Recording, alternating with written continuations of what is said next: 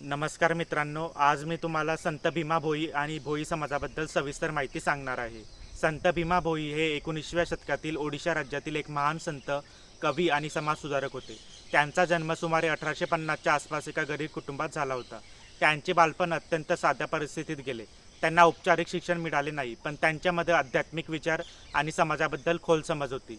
ते महिमा धर्म परंपरेचे अनुयायी होते. या परंपरेचा मुख्य संदेश आहे की ईश्वर एक आहे आणि सर्व माणूस समान आहे. संत भीमा भोई यांनी आपल्या जीवनात जातीभेद, अंधश्रद्धा आणि समाजातील अन्याय यांचा तीव्र विरोध केला. त्यांनी आपल्या भजन आणि कवितांद्वारे लोकांमध्ये जागरूकता निर्माण केली. त्यांचा सर्वात प्रसिद्ध विचार आहे, जग तारण हारी हो, मला नरकात टाका पण जग वाचवा. हा विचार त्यांच्या त्याग, करुणा आणि मानवतेवरील प्रेम दर्शवतो. भोई समाजाबद्दल भोई समाज हा भारतातील एक पारंपरिक समाज आहे, जो ओडिशा आणि महाराष्ट्र, गुजरात आणि इतर काही राज्यांमध्ये आढळतो. या समाजाचा इतिहास खूप जुना आहे. पारंपरिक काळात या समाजातील लोक विविध प्रकारची कामे करीत होते, जसे की शेती, मजुरी, पाणी वाहून नेणे आणि इतर सेवा संबंधित कामे. काळानुसार या समाजामध्ये बदल झाला असून आज भोई समाजातील लोक शिक्षण, नोकरी, सरकारी सेवा आणि विविध क्षेत्रामध्ये प्रगती करत आहे.